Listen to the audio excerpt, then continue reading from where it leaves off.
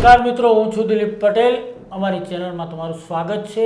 આજ રોજ જ્યારે આપણે ગુજરાતના મુદ્દાઓ પર ચર્ચા કરવા જઈ રહ્યા છીએ ત્યારે આપણી સાથે જોડાયા છે જીએસટીવીના વરિષ્ઠ પત્રકાર અનિલભાઈ પટેલ. અનિલભાઈ, તમારું ખૂબ ખૂબ સ્વાગત છે અમારા સ્ટુડિયોમાં. નમસ્કાર દિલીપભાઈ. તો અનિલભાઈ, આપણે જ્યારે વાત કરવાની છે તો પહેલો સવાલ મારો એ છે કે ગુજરાતમાં ભાજપના એક કાર્યકરે 6,000 કરોડનું કૌભાંડ કર્યાની ચર્ચા સામે આવી છે, તો ભાજપ માટે કેટલું ખતરનાક છે? ખૂબ મહત્વપૂર્ણ સવાલ છે તમારો. ભાજપ માટે કેટલું મહત્વપૂર્ણ એ પણ જોવા જેવી બાબત છે. ભાજપ માટે કેમ મહત્વપૂર્ણ છે દિલીપભાઈ, તમને એ કહી દઉં. કોઈ પણ ડ્રગ્સ વેચનારો પકડાય તો એ ભાજપનો પકડાય, સુરતમાં પકડાય, અને જે આપણા સુરતના સુલતાન છે એમનું અંગત હોય એવી રીતે એના ફોટા એની સાથે પકડાય, ટ્વીટમાં તે રીટ્વીટ કરે ત્યારે પકડાય. કોઈ બળાત્કારી પકડાય તો એ ભાજપનો એનું કનેક્શન નીકળે તો એ તમામ વસ્તુ પકડાય. ભૂમાફિયા પકડાય, તમામ વસ્તુ થાય તો એ ભાજપનું પકડાય. અને કલંક કોના ઉપર લાગે? તો ભાજપ ઉપર લાગે, CR પાટીલ ઉપર લાગે. લોકો સવાલ નરેન્દ્ર મોદી અને અમિત શાહ ઉપર લગાવે. બરાબર છે? સવાલ એ છે કે સદસ્યતા અભિયાનમાં 1.5 કરોડ કે 2 કરોડનો લક્ષ્ય હતું પણ પૂર્ણ થયું નહીં. ભાજપને લાગે છે કે જે રીતે ભાજપના કાર્યકર્તાઓ તેના ઉપર લાંછન લગાવી રહ્યા છે, જે રીતે ભાજપ કાર્યકર્તાઓ કૌભાંડો કરી રહ્યા છે, દલાલી કરી રહ્યા છે, આ તમામ વસ્તુઓ કરી એનાથી એને નુકસાન વ્યક્તિગત થઈ રહ્યું છે. લોકોમાં એક છાપ એવી જઈ રહી છે કે જો ભલે તમે બળાત્કારી હો, ભલે તમે કૌભાંડી હો, પણ તો જો તમે ભાજપનો ખેસ ફેરી લેશો તો તમામ આરોપોમાંથી તમને મુક્તિ મળી જાય છે. ભાજપનો જો ઇકોસિસ્ટમ છે અથવા સરકાર છે તમને મદદ કરવા લાગે છે. આ જ વિચારીને મને એવું લાગે છે કે આની શરૂઆત સાબરકાંઠામાં, પાલનપુરમાં થઈ હશે. અને એ વ્યક્તિનું નામ છે ભૂપેન્દ્રસિંહ ઝાલા. BZ ગ્રુપના કનેક્શન અત્યારે ક્યાં નથી નીકળી રહ્યા સાહેબ? ઉત્તર ગુજરાતનું કોઈ જિલ્લો બાકી નથી જ્યાં તેનું કનેક્શન ના હોય. સૌરાષ્ટ્ર તમે જતા રહો, મધ્ય ગુજરાત, વડોદરા આવતા રહો, કોઈ જગ્યાએ બાકી નથી ફાઇનાન્શિયલ કંપનીના નામે. અને કહેવાય છે કે કોઈ મંજૂરી, મને એક્ઝેક્ટ ખબર નથી, એમણે મંજૂરી લીધી નથી કારણ કે એક સંપર્કમાં નથી. સવાલ એટલું જ છે કે તેઓ આ સ્કેમ ચલાવતા હતા. અને સ્કેમ એટલા માટે કહેવાશે કે જો મંજૂરી લીધી ન હોય તો, જો પ્રોપર મંજૂરી હોત તો કદાચ એ ફરાર થાત નહીં.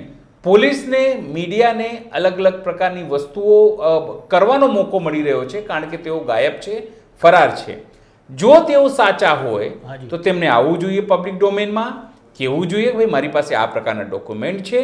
અને જે તેમના અંગત લોકો છે એમનું એવું કહેવું છે કે ભૂપેન્દ્રસિંહ ઝાલા જે છે એ બિટકોઇનમાં કોઈ જગ્યાએ ઇન્વેસ્ટ કરતા હતા, એમાંથી જે પૈસા આવતા હતા, એટલે જે લોકો પાસેથી પૈસા ઉઘરાવતા એ બિટકોઇનમાં કે બીજી જગ્યાએ ઇન્વેસ્ટ કરતા, અને જે પૈસા આવતા એ તેમના એકાઉન્ટમાં નાખતા. હજારો કરોડ રૂપિયા જે છે દર મહિને એ એકાઉન્ટમાં લોકોને નાખતા. અને એટલા માટે એક સિંગલ ફરિયાદ પણ થઈ નથી.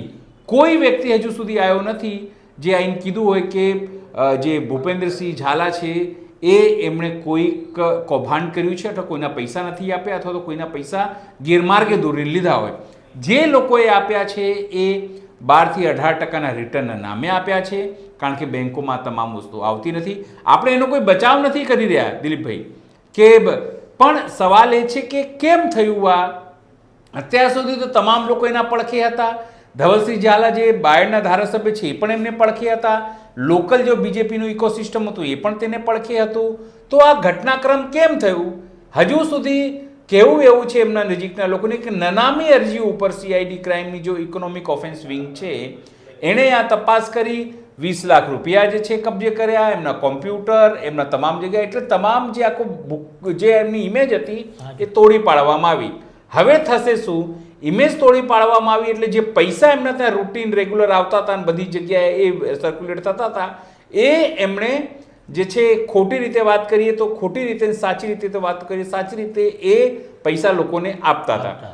આપણને ખબર નથી કે એમની પાસે કયા પ્રકારના દસ્તાવેજો છે, એમણે કયા પ્રકારની મંજૂરી લીધી હતી, અને આ પ્રકારની મંજૂરી લેવા માટે જે RBIનું સર્ટિફિકેશન એમનું હતું કે નહીં, એ કઈ રીતે આ સમગ્ર ઘટના, કારણ કે જો આવી રીતે ચલાવતા હોય સાચા હોય તો એ PMLA એક્ટ એટલે જે prevention of money laundering act છે એની અંદર આ તમામ ઘટનાક્રમ આવે.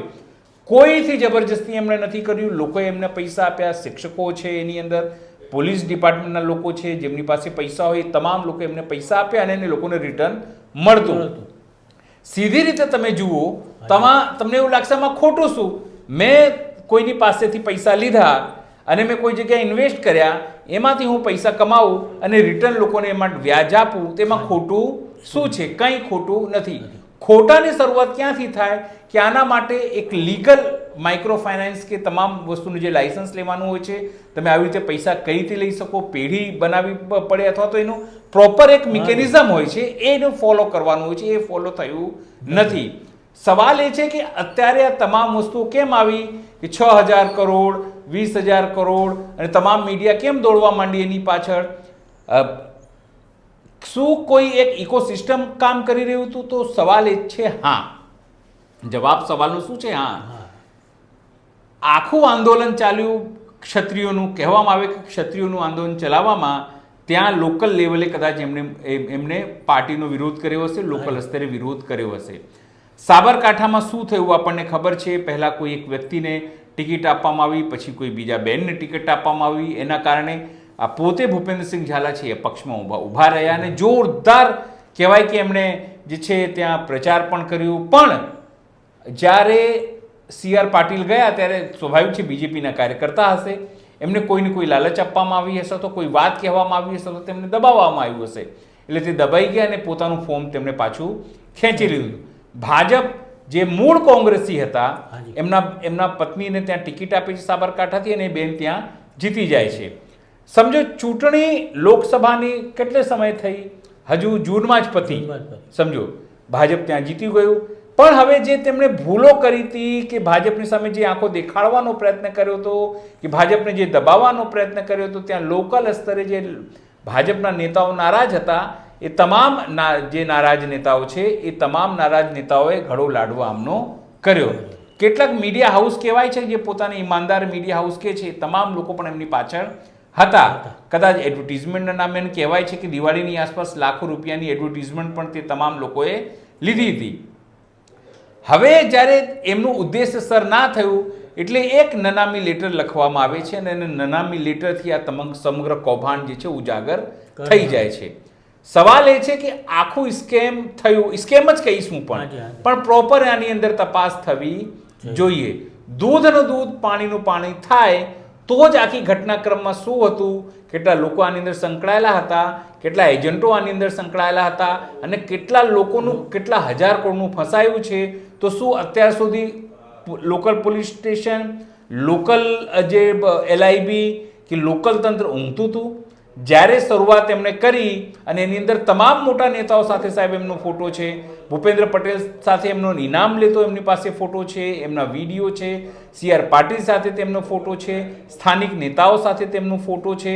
એનો મતલબ કે એમનો ઘરોબો જે છે એ બીજેપીની અંદર સારો એવો હતો. કારણ શું? સ્વાભાવિક છે આ આટલી મોટી સ્કીમ ચલાવતા હતા, આટલા મોટા પાયે લોકો તેમની સાથે જોડાયેલા હતા, લોકોને ફાયદો મળતો, એ અસર પાડતા હતા વોટ બેંક ઉપર. એટલે એમનો ઘડો લાડવો કરવાનું જે છે આ કાર્યક્રમ બન્યું હશે. આ બીજેપીનું ઇનફાઇટિંગ છે, બીજેપીની આંતરિક લડાઈનું આ પરિણામ છે. કૌભાંડ થયું પહેલા આજથી તો ચાલતું નહીં હોય. 6,000 કરોડ અચાનક રાતોરાત તો બન્યા નહીં હોય જે છાપાઓમાં છપાય છે.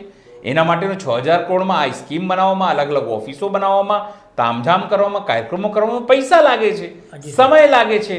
ત્યારે શું આ તમામ લોકો ઊંઘતા હતા? સવાલ નંબર 1.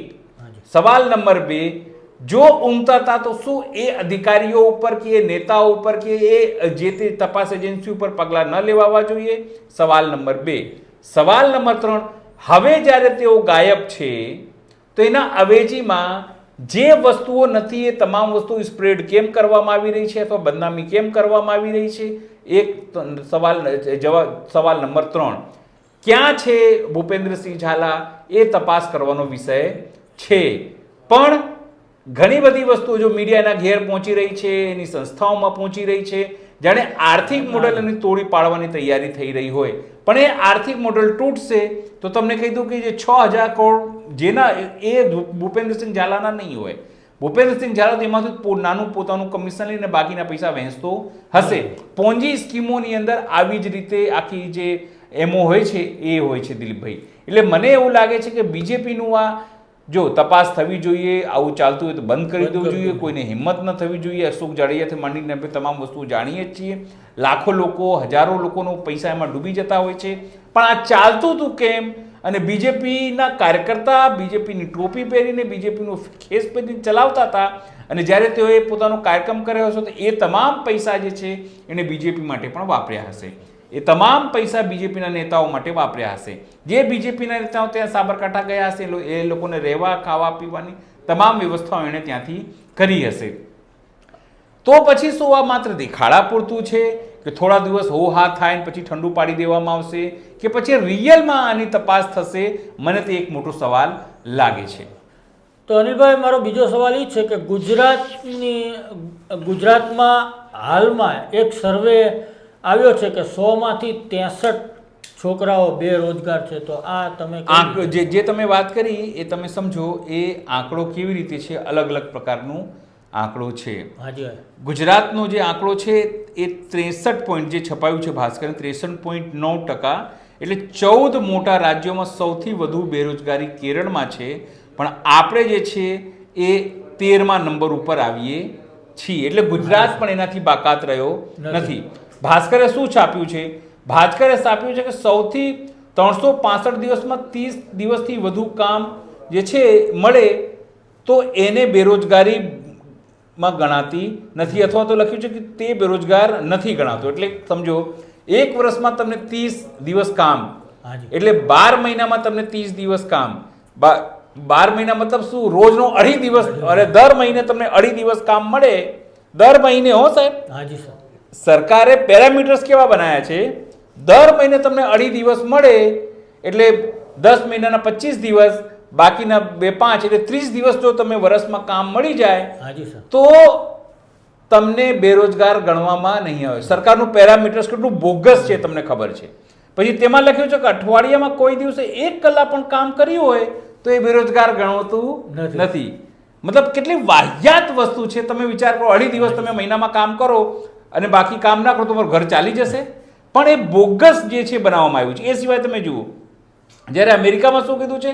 અમેરિકામાં જો છેલ્લા 4 સપ્તાહથી સક્રિય રીતે કામની શોધ કરી હોય અથવા તો વર્તમાન કામ માટે ઉપલબ્ધ હોય તો તેને બેરોજગાર તરીકે વર્ગીકૃત કરાય છે. આ સ્થિતિ છે. એ સિવાય જો તમે શું લખ્યું છે? જો કોઈ વ્યક્તિને નોકરીમાંથી કાઢી મુકાઈ હોય અને તેની પાસે હાલમાં કોઈ કામ નથી પરંતુ તેને પાછો બોલાવી લેવાની આશા હોય તો તે બેરોજગાર ગણાશે. એ તમામ વસ્તુ, એ આંતરરાષ્ટ્રીય શ્રમ તમામ નિયમો આપેલા છે. એમાં શું કીધું છે કે 4 ઉદાહરણો ટાંકવામાં આવ્યા છે. કયું ઉદાહરણ? એક ઉદાહરણ યુપીનું ટાંકવામાં આવ્યું છે કે 2024ની શરૂઆતમાં પોલીસની ભરતીમાં 50 લાખ અરજી આવી, જ્યારે જગ્યા 60,000ની હતી. એટલે તમે સમજો 60,000ની જગ્યામાં 50 લાખ અરજી. શું સૂચવે છે કે લોકો, છોકરાઓ કેટલા બેરોજગાર છે. એ સિવાય બિહારની વાત કરીએ. બિહારમાં શું છે?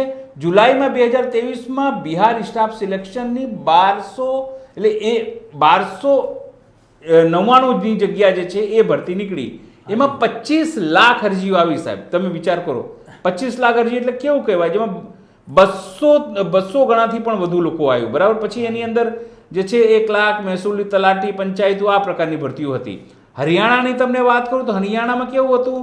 SSCC CET 2023માં 13,536 હોદ્દા માટે 13,75,151 અરજીઓ આવી. 13 લાખથી વધારે.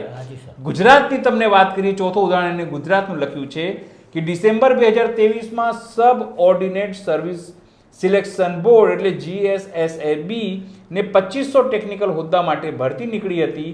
1 લાખથી વધુ લોકોએ પરીક્ષા આપી, જ્યારે કેન્દ્રીય સુરક્ષા દળે 26,000 કોન્સ્ટેબલની પદ માટે 47 લાખ અરજીઓ આવી. શું સૂચવે છે? કે છોકરાઓ આપણો બેરોજગાર છે. હવે જે બેરોજગારીમાં 5મું અને 8મા પાસ કરતા સ્નાતકો વધુ પાછળ છે. કેમ? ઉદાહરણ આપ્યું છે કે જો નિરક્ષર હોય તે 59%, 59.6% છે ને એ બેરોજગાર છે. પાંચમું પાસ કર્યું હોય હાજી. તો એ 68.5%. તમે નિરક્ષર 59 અને જે પાંચમું ભણેલો છે એટલે તમે ભણવાની કેટેગરીમાં આવી ગયા તો તમે કેટલા છો? 68.5. હાજી સર. પછી આઠમું તમે ભણ્યા છો તો તમને 60% છે હાજી. એ બેરોજગારી.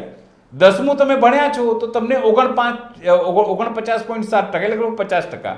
12મું ભણ્યા છો તો 45.9 અને સ્નાતક થયા છો સ્થાનક સાહેબ હા. સ્નાતક તમે ગ્રેજ્યુએટ થયા હો તો 57.5 અને પોસ્ટ ગ્રેજ્યુએટ તમે થયા હોય તો 62.5. હવે તમે સમજો પોસ્ટ ગ્રેજ્યુએટ છે એ 62.5 એની સામે નિરક્ષર એ 59.6 એટલે તમે આટલું બધું ભણો તોય આટલી બધી બેરોજગારી એટલે તમને આનો રહેવાની મતલબ સાહેબ છે. એવો થયો ને કે ભણો તોય શું, ના ભણો તોય કોઈ શું. સીધી ને ના ભણો તો તમે નોકરી કરશો. હા ભાઈ, હાજી સર. કોઈ બી કડિયાની નોકરી જેને કરી લેશો તમે કોઈ પણ નોકરી કરી લેશો. પણ સ્થિતિ એ છે કે સરકાર પાસે રોજગારીનું સર્જનનું સાધન નથી. તમને મનરેગામાં આ લોકો જે છે ધીરે ધીરે તમે જાઓ તો દિવસો ઘટાડવામાં આવી રહ્યા છે. ક્વોલિટી કહેવાય. સરકાર પાસે પોતે 30 લાખથી વધુ પદો ખાલી છે. ગુજરાતમાં તમે જુઓ, તમે બીજા રાજ્યોમાં જુઓ પણ એ ભરાતી નથી. એના કારણે થાય છે શું? બેરોજગારી થઈ રહી છે, છોકરાઓ નિરાશામાં જઈ રહ્યા છે. પૈસા ન હોવાના કારણે માર્કેટમાં જે પૈસા ફ્લો થવા જોઈએ એ થતું નથી. પૈસા ફ્લો ન થવાના કારણે જે બાકીના કરિયાણા કે બીજી વસ્તુઓ છે એ ઓછી ખપત થઈ રહી છે. ઓછી ખપત થવાના કારણે આપણા ત્યાં જે જીડીપી છે એ વધી રહી નથી. ઉપરથી નીચે સુધી સરકાર શું કરી રહી? સરકાર કે અમે તો જીએસટીમાં સૌથી વધારે કલેક્શન કરી રહ્યા છે.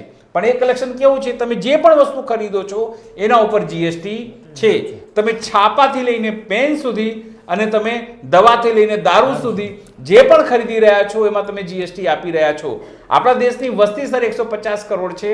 તમે 1 રૂપિયાની વસ્તુ એક સમય ખરીદશો તો એમાં 18% તમે આપો તો તમે 150 કરોડ જે રૂપિયાના સમાન માત્ર 1 મિનિટમાં ખરીદી લો છો અને એના ઉપર 18 લાખ રૂપિયા તાત્કાલિક સરકારને ટેક્સ મળી જાય છે. આ જસ્ટ મેં તમને ઉદાહરણ બતાવ્યું. એટલે ટેક્સથી સરકારની તિજોરી જરૂરથી ભરી રહી છે પણ લોકો જે છે એ પાયમાલ થઈ રહ્યા છે કારણ કે એની પાસે નોકરીઓ નથી અને જે એ સેવિંગ્સના પૈસા છે એ ધીમે ધીમે એમની પાસે ખતમ થઈ રહ્યા છે. અને ગુજરાત પણ જે મોડલ બતાવવામાં આવતું હતું એની પણ સ્થિતિ જર્જરિત છે, આર્થિક રીતે ખરાબ છે. અહીંના યુવાઓને પણ નોકરી નથી મળી રહી. આ સર્વે એ વાતનો દ્યોતક છે, એ વાતનું પૂરક છે. તો અનિલભાઈ, ગુજરાત ભાજપમાં નવા પ્રદેશ અધ્યક્ષ કોણ હશે? જો કાલે જ બેઠક મળી. હાજી. સંગઠન કઈ રીતે લઈ જવું, આપણે વોર્ડ લેવલે કઈ રીતે કામ કરીશું ને પ્રદેશ લેવલે કઈ રીતે કામ કરીશું, તાલુકા લેવલ, જિલ્લા લેવલ એમને આમ કરીશું, પેલું કરીશું. આખું સ્ટ્રક્ચર જે છે ને એ કોર્પોરેટ કંપની હોય ને એવી રીતે એ લોકો બનાવવાનો પ્રયત્ન કરી રહ્યા છે. CR પાટીલે કીધું કે આપણે લક્ષ્ય યાર 2 કરોડનું રાખેલું ને 1.5 કરોડ પણ ના થયા ને સ્કૂલોમાં જઈને બાળકોને બનાવ્યા ને ટીચરોને બનાવ્યા ને નર્સોને બનાવ્યા ને બીમાર લોકોને દર્દીઓના હોસ્પિટલ બનાવ્યા ને ઘેરીને બનાવ્યા ને ઇન્જેક્શનના નામે બનાવ્યા તોય થયા નહીં. મતલબ સાફ છે કે લોકોનું મન જે છે ભલે 30-32 વર્ષથી સરકાર અહીંયા રહી પણ લોકોનું મન ભાજપ સાથે છે નહીં. વિપક્ષ કમજોર છે, વિપક્ષમાં ફૂટેલી કારતૂસો છે એટલા માટે વિપક્ષ જે છે મજબૂત થઈ રહ્યો નથી. એ વાત હકીકત છે. હવે મૂળ મુદ્દાની વાત કરીએ. મૂળ મુદ્દો એટલે ભારતીય જનતા પાર્ટી. ઘણા લોકો કહેશે કે અનિલભાઈ જ્યારે આવે છે ને ત્યારે ભારતીય જનતા પાર્ટીની નખોદ વાળે છે, ખોટી વાતો કરે છે. પણ આ રિયાલિટી છે. તમે સવાલ કોને પૂછો? હું તમારા દર્શકોને પૂછીશ. જે તમારા ઘરમાં સૌથી મોટો વડીલ હોય, જેની પાસે સૌથી મોટી સત્તા હોય એને પૂછશો કે જેની પાસે કોઈ પાવર જ નથી એને પૂછશો? સ્વાભાવિક છે જે વ્યક્તિ સત્તામાં છે એને સવાલ પૂછવાનો હોય. આપણે સવાલ ના પૂછીએ તો તમે આપણે સમજી લો કે આપણે મૃત નાગરિક છીએ. આપણને કોઈ વસ્તુ ખટે, આપણે રોડ ટેક્સ તો આપણે ભરીએ છીએ, રોડનું ટેક્સ ભરીએ છીએ, લાઇટનું ટેક્સ ભરીએ છીએ, આપણું ઇન્કમ ટેક્સ ભરીએ, આપણું જીએસટીમાં ન માર્કેટ. લોકો એવું કે આપણા ત્યાં દેશમાં તો 4-5% લોકો તો ઇન્કમ ટેક્સ ભરે છે. પણ આપણા ત્યાં ટેક્સ ભરવાની 2 પદ્ધતિ છે. એક ડાયરેક્ટ ટેક્સ અને બીજું ઇનડાયરેક્ટ ટેક્સ. ઇનડાયરેક્ટ ટેક્સમાં દેશનો કોઈ પણ એવો વ્યક્તિ બાકી નથી જે ટેક્સ નથી આપતો. સામાન્ય ભિખારી પણ ટેક્સ આપે છે કારણ કે જ્યારે એક સાબુ ખરીદતો હશે ને પોતાના ઘરે જઈને એમાં પણ સરકારને આપણે ટેક્સ આપીએ છીએ. આપણે બ્રશ કરીએ છીએ ને એમાં પણ ટેક્સ આપીએ છીએ. એટલે કોઈ વ્યક્તિ એવું નહીં કહી શકે કે હું ટેક્સ આપતો નથી. તમે ટેક્સ આપો જ છો, અજાણ્યામાં ટેક્સ આપો છો, એને અપ્રત્યક્ષ કર કહેવાય છે. મૂળ મુદ્દાની વાત હવે તમે કીધું કે પ્રદેશ અધ્યક્ષ કોણ બનશે? પ્રદેશ અધ્યક્ષ જે છે ઓબીસી નામો પર અત્યારે ચર્ચા થઈ રહી છે. એક દેવસિંહ ચૌહાણ, પણ દેવસિંહ ચૌહાણ એવું છે કે ભાઈ અન્ય પક્ષમાંથી આવ્યા છે પણ પક્ષને વફાદાર રહ્યા, એ જીતી ગયા, લાગતું હતું કે ફરીથી એમને મંત્રી બનાવવામાં આવશે. ખેડાથી આવે છે, ચહેરો ઈમાનદાર છે, સૌમ્ય ચહેરો છે, કોમ્યુનિકેશન ખૂબ સારું કરે છે. સ્વાભાવિક છે કે કોઈ મંત્રી પદ છે તે એ મધ્ય ગુજરાતને આપવામાં આવ્યું નથી. શક્ય છે કે એમને બનાવી શકાય છે. કહેવાય કે પીએમ અને અમિતભાઈ બંનેના ગુડબુકમાં યસમેન કહેવાય છે. 2024 સુધી તેઓ કેન્દ્રમાં રાજ્યકક્ષાના મંત્રી હતા અને તમામ વસ્તુ તેઓ કરતા કયાગ્રા નેતા તરીકે ગણાય છે. બીજી વસ્તુ, મયંક નાયક રાજ્યસભામાં સાંસદ છે, મહેસાણાથી વડનગર ઉત્તર ગુજરાતથી આવે છે, સારો ચહેરો, મિલનસાર વ્યક્તિ, બધી સારી રીતે કોમ્યુનિકેટ કરી શકે અને કોઈ પણ ટાસ્ક આપવામાં આવે તો હુક બાય કુક કઈ રીતે પૂરું કરવું, સંગઠનના સારા જાણકાર. જે રીતે તેમને રાજ્યસભામાં મોકલવામાં આવ્યું છે વડનગરથી, મોદીના વિશ્વાસુ હશે, અમિતભાઈના વિશ્વાસુ હશે એટલે એમને મોકલવામાં આવ્યા છે. સ્વાભાવિક છે એ તમામ ગુણોનો ઉપયોગ કદાચ પાર્ટી આગામી દિવસોમાં કરવા માંગતી હોય. ઓબીસી ચહેરો, કારણ કે આખા દેશમાં જ્યારે ઓબીસી વાત ચાલી રહી હોય ત્યારે એમનો ઉપયોગ થઈ શકે છે. ત્રીજું નામ જે મહત્વપૂર્ણ નામ આવે છે એ તમારા અમદાવાદના જે ધારાસભ્ય છે અને મંત્રી પણ છે એવા જગદીશભાઈ વિશ્વકર્મા. પહેલાં એ પંચાલ લખતા હતા પણ લોકો એમને પંચાયતીયું કહેતા હતા એટલે એમણે વિશ્વકર્મા લખવાનું ચાલુ કર્યું. એ પણ ચપળ નેતા છે, બોલકણા નેતા છે અને એમનું તો બિચારાએ માર પણ ખાધું હતું એવું કહેવાય છે જે વિધાનસભાની અંદર. અને જે લોકોએ માર્યું હતું પ્રતાપ દુધા એ તો બીજેપીમાં છે પણ એમની જે સાથે રહ્યા હતા અમરીશ ડેરી અત્યારે બીજેપીમાં આવતા રહ્યા છે. પણ મારામારી થઈ છે અને પાર્ટી માટે એમણે માર ખાધું છે. મંત્રી પણ બન્યા છે, સંગઠનમાં પણ રહી ચૂક્યા, અમદાવાદ શહેરના પ્રમુખ રહી ચૂક્યા છે. સારી એવી એમની કામગીરી રહી ચૂકી હતી જે તે સમય દરમિયાન. પણ એ છે કે એ બોલકણા બહુ વધારે છે, બોલી જાય છે. તમને ખ્યાલ હોય તો થોડા સમય એક વિડીયો વાયરલ થયો હતો, એ ધીમેથી કાનમાં પેલા આપણા સ્વાસ્થ્ય મંત્રી જે છે ઋષિકેશભાઈ કામને કહેતા હતા કે સાહેબે હિસાબ મંગાવ્યું છે, કોણ બન્યું, કેટલું બન્યું, તો ઋષિકેશભાઈએ કીધું ભલે ના બન્યું હોય કાઢી મૂકવું પડે એમ. એનું મતલબ બોલકણા વધારે છે. એટલે એમની એક મુશ્કેલી આ છે કે બહુ વધારે બોલે છે. જ્યાં બોલવું જોઈએ કદાચ નથી બોલતા, એક એમની વીક પોઈન્ટ હોઈ શકે છે. પણ એ સિવાય એ સારા પ્રદેશ પ્રમુખ થઈ શકે છે. પણ સવાલ એ છે કે શું પ્રદેશ પ્રમુખ માટે તેમને પોતાનો હોદ્દો છોડવો પડશે? વિજય રૂપાણી તો મંત્રી પણ રહ્યા હતા અને પ્રદેશ પ્રમુખ પણ રહી ચૂક્યા હતા પણ અંતે તેમને છોડવું પડ્યું હતું. સવાલ એ છે કે આગામી દિવસોમાં શું નવા પ્રધાનમંડળ માટે જગ્યાઓ થઈ રહી છે? શું અર્જુન મોઢવાડિયા, સીજે ચાવડા રાહ જોઈ રહ્યા છે? જે વાયદો તેમને કરીને લાવવામાં આવ્યો તો શું એ હવે ડીલે થઈ રહ્યો છે? શું આમની સાથે આ તમામ વસ્તુઓ કરવામાં આવશે? એ તમામ જે છે ચર્ચાનો વિષય છે ને ભારતીય જનતા પાર્ટીને કરવાનું છે. પણ ભારતીય જનતા પાર્ટી જે છે અત્યારે ગુજરાતની અંદર પ્યોર CR પાટીલની ભારતીય જનતા પાર્ટી થઈ ગઈ છે. CR પાટીલને સાહેબ તમારે ક્રેડિટ આપવી પડે. કેમ આપવી પડે? ભારતીય જનતા પાર્ટીને પહેલી વખત ગાંધીનગરમાં જીતાડવાનો જો શ્રેય હોય તો એ CR પાટીલને જાય છે. સૌથી પંચાયતો જુઓ, ભૂતકાળમાં એમની રણનીતિ ઉપર એમણે કામ કર્યું. 162 સીટો અત્યારે થઈ ગઈ છે. એ કોની આગેવાનીમાં? તો CR પાટીલના આગેવાનીમાં. હવે એમને કોઈ બીજો CR પાટીલ જોઈએ જે ખાલી ફોકસ કામ પર કરે. કારણ કે હવે તમારે જીતાડવાનું છે. આગામી દિવસોમાં તમામ પ્રકારની સ્થાનિક સ્વરાજ્યની ચૂંટણીઓ આવી રહી છે. એવું નથી કે કોંગ્રેસ મહેનત નથી કરી રહી, કે લોકો કહી રહ્યા છે કે કોંગ્રેસમાં નવી જાન ફૂંકવા માટે કદાચ પ્રિયંકા ગાંધીને જવાબદારી સોંપી શકાય છે. પણ શું ગુજરાતમાં હવે કોંગ્રેસ ટકી શકશે ખરી? મને એક મોટો સવાલ છે. કેમ કહું છું? મહારાષ્ટ્ર ઇલેક્શનમાં જે રીતે કોંગ્રેસે ગુજરાતી વર્સિસની તમામ વસ્તુઓ ઉપાડી હતી, કોંગ્રેસે જે રીતે વાત કરી હતી કે ગુજરાત તમામ ઉદ્યોગો ગુજરાત લઈ જવામાં આવી રહ્યા છે, એને અન્યાય થઈ રહ્યો છે, તમામ વસ્તુ રાહુલ ગાંધી પણ કહી રહ્યા હતા. તો હવે જ્યારે ગુજરાતના ચૂંટણી આવશે તો શું બીજેપી એ મુદ્દો નહીં ઉપાડે કે આ લોકો તો ગુજરાત વિરોધી છે? ઉપાડશે ને. અને કોઈ પણ ઉપાડે, હું પણ ઉપાડું. ત્યાં તમે જઈને આવું કહો છો ને અહીંયા તમે આવું કહો છો, તમે અમારા હિતે શીખ્યું. એટલે આ તમામ હવે કોંગ્રેસ કઈ રીતે રણનીતિ અપનાવશે અને ભાજપ કઈ રીતે આગળ લઈ જશે એ આપણને જોવા જેવી બાબત છે. મને આમાં એક સવાલ ઊભો થાય છે કે ભાજપ સંગઠનમાં 40-45 વર્ષની વય મર્યાદા બાંધે તો આમાં શું કહેશો તમે? એમાં એમનું સીધું ગણિત છે કે નવા લોકોને તમે તક આપો, યુવાનોને તમે તક આપો. નીચે સંગઠનમાં જો આટલા યુવાન છોકરાઓ હશે તે દોડવામાં તમને મદદ કરશે, નવો લોહી આવશે. આ જ ખાસ જો હું તમને કહું, ભાજપ અને કોંગ્રેસની આ ખાસિયત છે.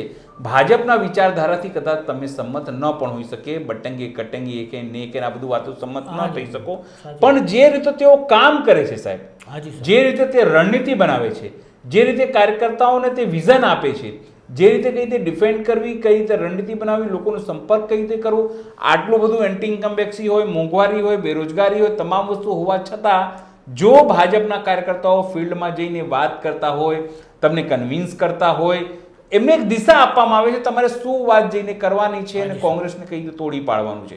એ હુક બાય કુક તમામ વસ્તુઓ કરે છે, સામ દામ દંડ ભેદ તમામ વસ્તુનો ઉપયોગ કરે છે.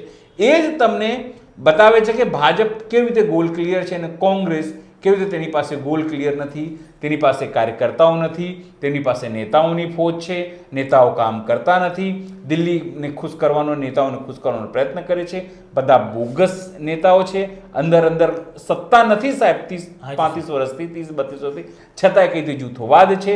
એ તમામ વસ્તુઓ એવું નથી કે ભાજપમાં એવું નથી, ભાજપમાં પણ એવું છે, પણ ભાજપમાં આ તમામ વસ્તુને મેનેજ કરવા માટે એમનો હાઈકમાન્ડ બેઠેલો છે, એની ઉપરના નેતાઓ બેઠેલા છે. બધાને ખબર છે સત્તા હશે તો તમામ વસ્તુ આપણે કરી શકીશું, સત્તા નહીં હોય તો ઠનઠન ગોપાલ હોઈશું, હાલત ખરાબ થઈ જશે. એટલે સત્તા મહત્વનું છે.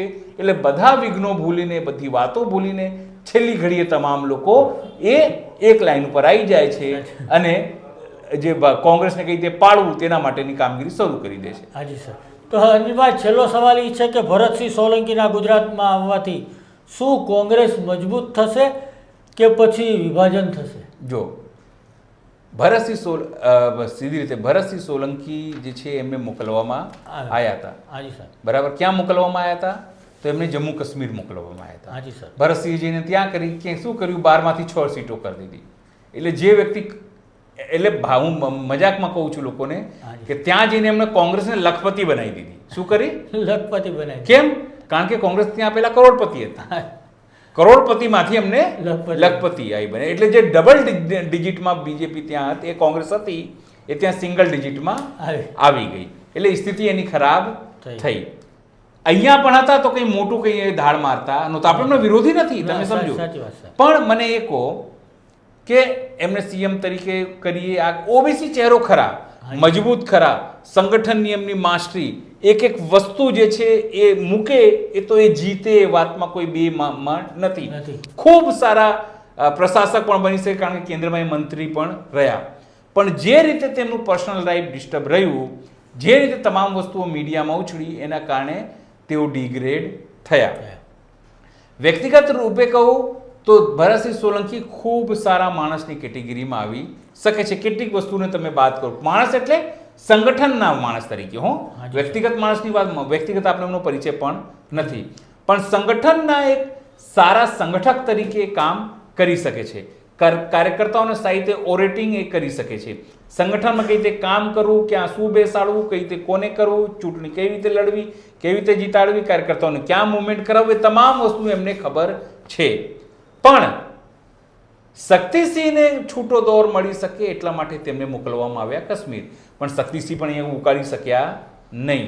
આટલું મોટું ક્ષત્રિયોનું આંદોલન થયું 2022ની ચૂંટણીમાં, 2024ની ચૂંટણીમાં, પણ એનું કોઈ પણ લાભ જે છે એ ક્ષત્રિય હોવા છતાં જે શક્તિસિંહ જે છે લઈ શક્યા નહીં, ઉપાડી શક્યા નહીં, સોશિયલ એન્જિનિયરિંગ કરી શક્યા નહીં. પણ આ જ વસ્તુ જો ભરતસિંહ સોલંકી હોત તો તમારી પાસે રિઝલ્ટ કંઈ જુદું હોત. એક સીટ જે ગેનીબેન જીત્યા એ પોતાના બળ ઉપર જીત્યા છે. તમે જ્યારે પર્સનલ ક્યારેય વાત કરશો એટલે ગેનીબેન તમને વિસ્તારથી કહેશે કે કેવી રણનીતિ તેમને બનાવી, કોના કારણે સમાજને તેઓએ પોતાની સાથે રાખ્યા, કઈ રીતે શું કર્યું, તમામ રીતે. એટલે મને એવું નથી લાગતું કે ભરતસિંહના આવવાથી ગુજરાતમાં કોઈ મોટો ફેર પડશે. ઉલટાનું મને એવું લાગે કે જૂથવાદ જે છે એ વધશે. એના કરતાં જો હાઈકમાન્ડની બુદ્ધિ હોય અથવા હાઈકમાન્ડને લાગતું હોય ગુજરાત મળી શકે છે, હાઈકમાન્ડને લાગતું હોય ગુજરાતમાં આપણે લડવું છે, તો અથવા તો ભરતસિંહને કોઈ કમાન સોંપી દેવી જોઈએ અથવા તો સંપૂર્ણપણે કોઈ નવો ચહેરો લાવવો જોઈએ, કારણ કે શક્તિસિંહને કોઈ મોટો શ્રેય આપવા જેવું કે શક્તિસિંહને કોઈ મોટો શ્રેય અહીંયાથી મળે એવું લાગતું નથી, કારણ કે એમને પોતાના જમીની નેતા નથી. હું તમને કહી દઉં, શક્તિસિંહ ઇન્ટેલેક્ચ્યુઅલ નેતા છે, સારું ઇંગ્લિશ બોલી શકે છે, હિન્દી બોલી શકે છે, ગુજરાતી બોલી શકે છે, પણ તમે કહો કે બહુ એ બોલે અને ક્રાઉડ ભેગું થઈ જાય તેવું મને લાગતું નથી. મેં શક્તિસિંહને સાંભળ્યા છે, સરસ વક્તા છે, પણ ક્રાઉડ પુલિંગ નથી. સંગઠન મેં એમને આપ્યું અને સંગઠન કઈ રીતે વધારવું હજુ સુધી તમે જુઓ બીજે કોંગ્રેસ પાસે કોઈ છે એમની પાસે સાહેબ ઘણી જગ્યાએ એના બૂથમાં લોકો કામ કરવા માટે તૈયાર હોતા નથી. કાર્યકર્તાઓ કેવી રીતે કામ કરે છે એમનું મન જાણે છે. કોંગ્રેસના નામે સાહેબ કહેવાય કે શીકણી ગુજરાતમાં વેચી શકાય, અત્યારે એવી સ્થિતિ નથી. તો એમના ડખાથી, કારણ કે એમનો જન્મદિવસે જે રીતે આપણે જોયું કે શક્તિ પ્રદર્શન થયું, પણ એ શક્તિ પ્રદર્શન જે છે વ્યક્તિગત ભરતસિંહ માટે હતું, કોંગ્રેસ માટે હતું નહીં. જે દિવસથી આ વ્યક્તિગતપણું નીકળી જશે અને તમામ લોકો કોંગ્રેસ માટે કામ કરતા થઈ જશે સાહેબ, એ દિવસ તમે માની ચાલજો કે કોંગ્રેસને જીતતા કોઈ અટકાવી શકે નહીં. પણ જ્યાર સુધી આ તમામ ફૂટલી કારતૂસો હશે, કોંગ્રેસનું ભલું થવાનું નથી. કોંગ્રેસમાં પણ નવા લોહીની જરૂર છે, કોંગ્રેસમાં પણ યુવાનોની જરૂર છે, કોંગ્રેસમાં પણ સારા મહિલાઓની જરૂર છે, કોંગ્રેસમાં પણ સારા એજ્યુકેશનિસ્ટ, સારા વકીલ, સારા એનજીઓ, સારા સિવિલ સોસાયટીના લોકોની જરૂર છે. કોંગ્રેસમાં પણ બોર્ડ લેવલના લોકોની જરૂર છે, કોંગ્રેસમાં પણ સેવાભાવી લોકોની જરૂર છે, જે જઈને કામ કરી શકે. ખેંચતાણવાળા લોકોની જરૂર નથી. જો કોંગ્રેસે કરવું હશે, હા, કાલ ઉઠીને કોંગ્રેસ મને કહે કે ભાઈ મને કંઈ સજેશન આપો, તો આપણે કોંગ્રેસને સજેશન આપી શકીએ છીએ, કોઈ છે નહીં. કોંગ્રેસને રણનીતિ બનાવી આપી શકીએ છીએ. આપણે ભાજપ આપણને કીધું, આપણે ભાજપ પડે કોઈ દુશ્મન નથી, બધા મિત્રો જ છે. એ વાત જુદી છે કે ઘણા વર્ષોથી આપણે એમની જોડે ફોન પર વાત ના થઈ હોય અથવા એ લોકોએ આપણને ફોન ના કર્યો હોય, આપણે વ્યક્તિગત રીતે બધા જ આપણા એનસીપી વાળા હોય, નરેન્દ્રભાઈ એનસીપી વાળા શરદભાઈ એ પણ આપણા મિત્રો, એનસીપી વાળા આપણા નિકુલભાઈ એ પણ આપણા મિત્રો, અજીત દાદા એ મિત્રો, કોઈ આપણાથી બાકાત નથી. પણ સવાલ એ છે કે વિચારધારાની વાત આપણી હોઈ શકે છે. કદાચ હું વ્યક્તિગત બીજેપીની વિચારધારાથી સંમત ન પણ હોઉં, કોંગ્રેસના વિચારધારાથી સંમત પણ હોઉં, એનસીપીના વિચારધારાથી સંમત ન પણ હોઉં, બાબા સાહેબ આંબેડકરથી હું સંમત હોઉં, તો આ તમામ વસ્તુઓ જે છે એ કોંગ્રેસને હવે જોવાની છે. તો મિત્રો, આ હતા અનિલભાઈ આપણી સાથે. અનિલભાઈ, તમારો ખૂબ ખૂબ ધન્યવાદ અમારા દર્શકો સાથે તમે જે વાતચીત કરી એના માટે. તો દર્શક મિત્રો, અમારી ચેનલ જોતા રહો અને સબસ્ક્રાઇબ કરો અને બેલ આઇકોન બટન દબાવો. નમસ્કાર.